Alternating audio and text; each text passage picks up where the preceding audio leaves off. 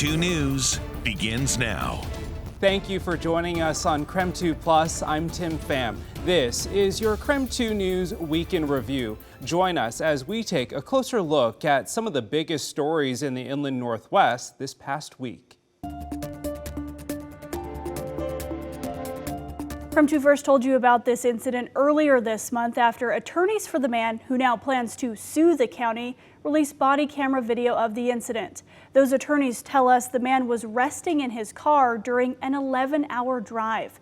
The Sergeant Clay Hilton has not agreed to interviews, but KREM 2 News got a copy of his report of the August 14th incident. It's the first time Sergeant Clay Hilton's version of what happened August 14th and what led up to a man being hospitalized for days has been revealed. Hilton's report, given to KREM 2 News through a public records request, starts with him observing a gray Audi parked in the lot of Terrace View Park around 11:47 p.m. after legal hours, Hilton notes. Sergeant Hilton says he smelled the strong odor of burnt marijuana near the car. Hilton writes the man inside was instantly confrontational. All right, you got your ID on you real quick? No, I don't. You're not shutting the door, you're not free to leave.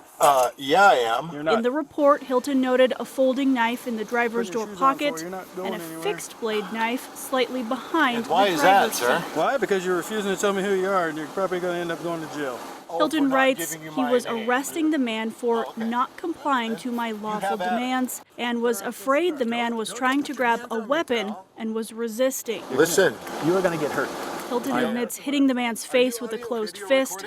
The sergeant says he also kneed him twice in the left side as the man tried to stand. He says the man continued resisting and appeared to be reaching for his waistband. You're under arrest. Get on the ground! Hilton says he hit the man twice in the head again. The Spokane Police Department is investigating the excessive force allegations against Hilton. Hilton is still on administrative leave as the Spokane Police Department investigates. The sheriff's office has declined further comment, citing advice from legal counsel. Shannon Mowdy, KREM 2 News. This wouldn't happen overnight, and it would cost a few $100 million to implement. However, the DOC says the current practice is doing more harm than good. When I first came in, I started hearing voices. And you're just sitting there counting the bricks, thinking. It starts out slow, but then, as the boredom sets in and the monotony sets in, then they just start losing it. Those are the voices of former state prisoners who know exactly what it's like to be locked in solitary confinement. It tears you apart, and if you're not strong, it will actually destroy you. They're included in a new video put out by the State Department of Corrections, which is pledging to reduce the use of solitary confinement by 90% over the next 5 years. The time for change is clearly at our doorstep. A snapshot on January 1st of this year showed 5% of state prisoners were living in solitary confinement. The practice has traditionally been used to protect violent inmates from themselves and to keep other prisoners and guards safe. But the DOC says in most cases, the isolation is doing more harm than good. Inmates without human contact for 23 hours each day become even more aggressive and can develop mental health issues which last long after their release back into society, according to DOC. The Department of Corrections says it also wants to set a national standard, giving every prisoner at least 4 hours of out-of-cell time per day. Solitary confinement would still be an option for the most violent prisoners and high-profile inmates who could be targeted if released into the general population. The plan comes with a price tag, an estimated $228 million to implement solitary confinement reform over the next 5 years. The Department of Corrections said it will proceed when funding is secured during the next legislative session. And the DOC says it would have to improve training and staff ratios to make this reform a reality, as well as modify certain areas of state prisons. Spokane County Building and Planning says building or demolition permits are needed for homes lost in the fires from earlier this year. Future state building codes could have an effect on homeowners looking to move on from devastating tragedy. The last 60 days could be the beginning of a long recovery process for some in Elk and Medical Lake. We'll be here to help them as best we can pick up the pieces. We've brought you stories of homeowners working through asbestos testing and abatement, the first important actions in the cleanup process. After that, homeowners can move to building or demolition permits, depending on what they want for the future of their land. Spokane County Communications Director Pat Bell says the county is giving permit priority to Oregon Road and Gray Fire victims looking to rebuild. We've been through a lot with this tragedy. There are currently hundreds of people in line for the building permits already. So getting to the front of the line is a nice advantage. Those homeowners should keep March 15th, 2024 marked on their calendars. Bell says new state building codes are going into effect and could come with new costs. It is anticipated the new building codes will increase costs and also change some things about maybe how people heat their home or what fuels they can use in their home. Talking primarily about natural gas, which has been a bit of a controversy. Bell says fire victims wanting to demolish their lots are eligible for a reduced demolition permit of just $25. All anybody needs to do is say, hey, I'm a wildfire victim, and then we'll go to work to do what we can for them. Bell says the Board of Commissioners is making plans to advocate to the governor and legislature to push for more money and support those fire-affected homeowners' next steps. Now, despite the pushback in state deadlines, Bell says some are still using winter as a deadline for rebuilding. Bell says the county is working to process building permits within 5 to 7 days, and demolition permits can have an even shorter turnaround. In the studio, Janelle Finch, KREM 2 News.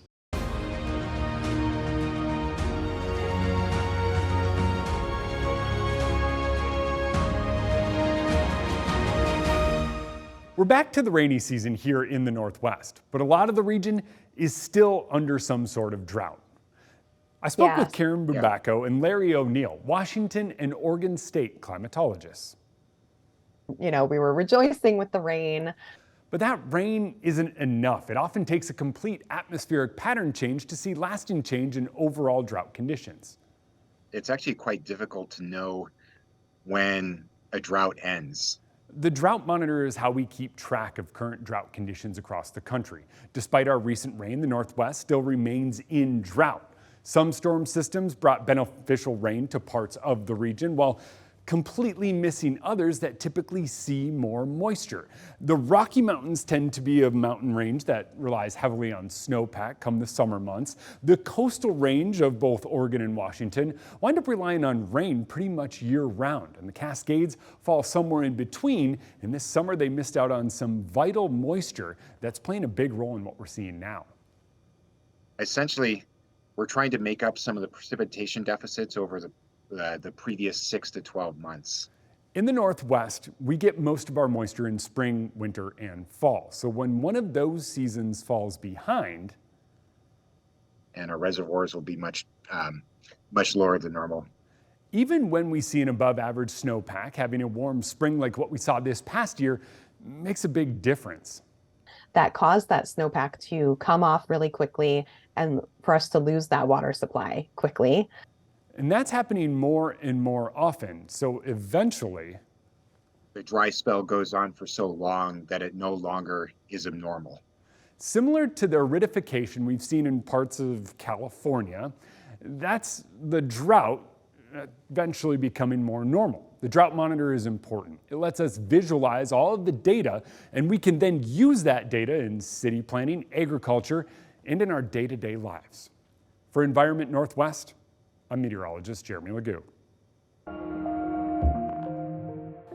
This road behind me leads to, well, nowhere, but that's just for right now.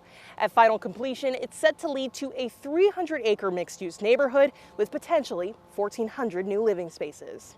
New homes are coming to Mead, and there's even more in the works than what you can see.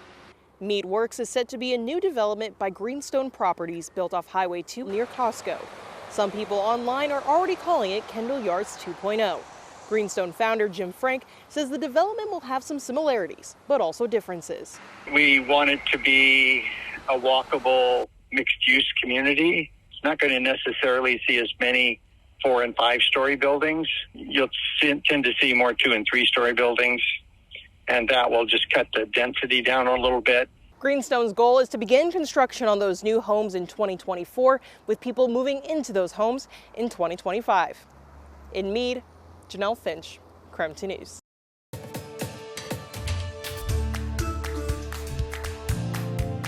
At this point, I cannot tell you what this project will ultimately cost the county. The numbers could go up or they could go down. Kootenai County Commissioner Bruce Matari claims he was kept in the dark about the rising costs of the county's proposed Justice Center and jail expansion. Even the county's finance director says she only learned of the actual cost this fall.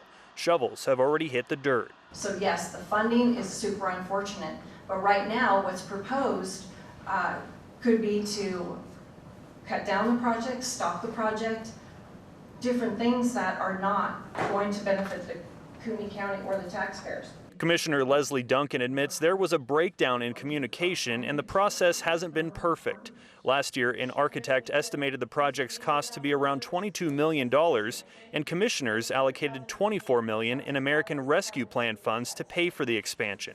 Now, the construction company says it will be closer to $38 million. That breakdown has led this board to make multi-million-dollar decisions under a false set of assumptions. Commissioners may have to dip into the county's cash reserves or alter the project entirely. If my property taxes have to go up as a result of mismanagement of where we are at the moment, I think there are a lot of people who are going to be upset about it. Commissioners and many community members agree the project is long overdue.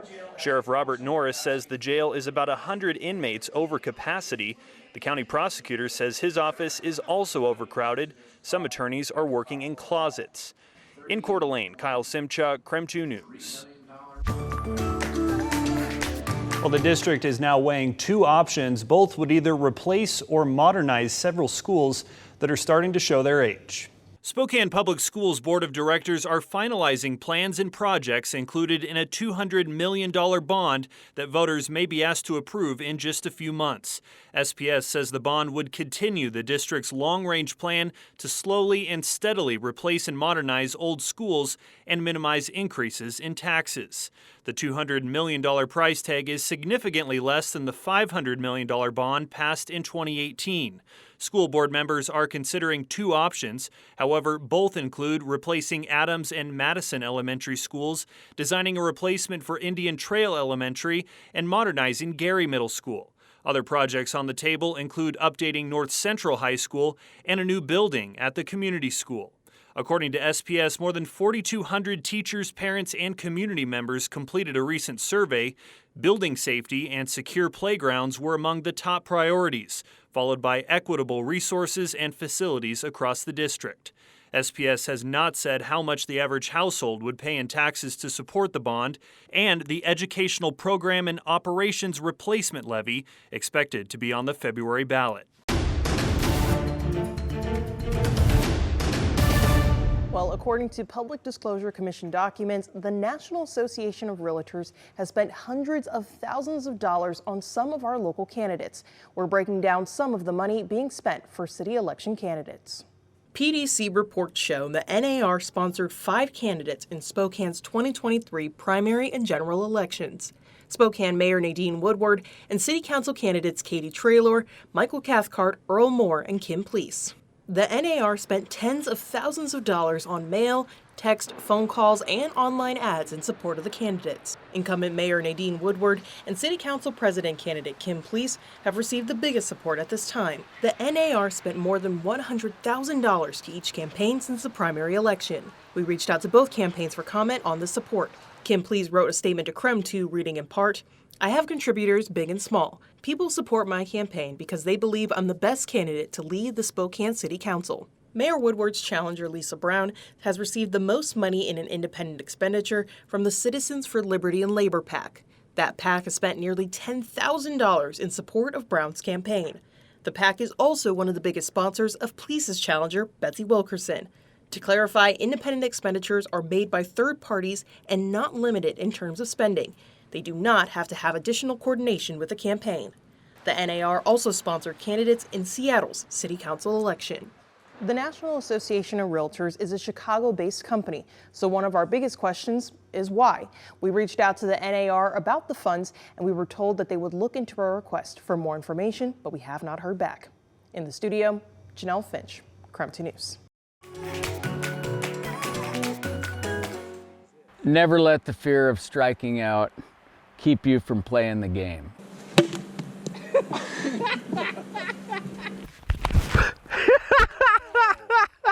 That's it!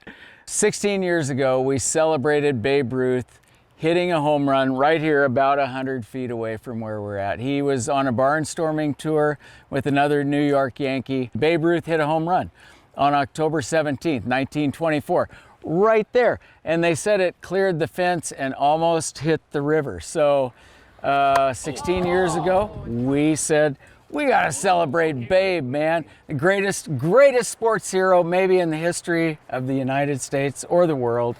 And so we come down here every year. There's no more fence. There's no more baseball field up there. We come to the river and we try to hit a ball across the river in honor of the Babe. This is Hubert Langenhorst. This is Jerry Schmidt.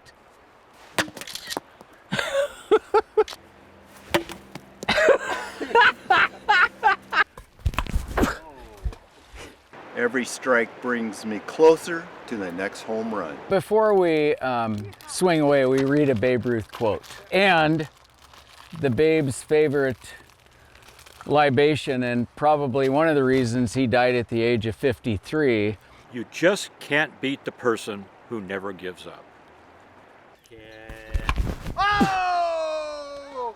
He hits the fence, he clears the bases. The only person that's ever cleared the river besides my son is this guy right here. They call him the River King. Nice. Oh! To the Babe, the 99th year. Oh yeah, buddy! There you go. That, Hubert, that might be your best ever.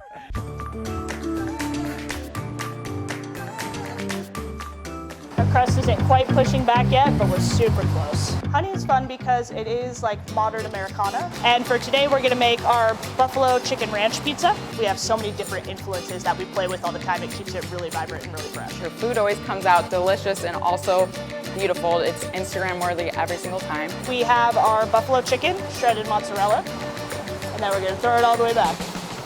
Just a good little whoop. What I've seen here, especially in the past 10 years, is Spokane and Coeur d'Alene specifically have started to explode food scene-wise. We have so many different cuisines now that are everywhere. I think we really captured, what Coeur d'Alene is and just kind of added our own flair to it, but it's definitely a hot spot in this town. We got that crust looking all beautiful and golden brown in there. Starting to see our little mozzarella bubble, so we know we're getting close. I grew up in North Idaho. We try really hard to work with our local farmers to get in local produce. We try to be very seasonal with what we represent here. And so I think that is something that is very unique. That's like the money shot. It's so pretty. Yeah. Thank you for joining us here on KREM 2 Plus for a look at some of the biggest news stories of the past week. For the most current news throughout the weekend, you can watch our latest newscast right here on KREM 2 Plus. Just look for them in the bottom navigation menu. I'm Tim Pham. Thanks for watching.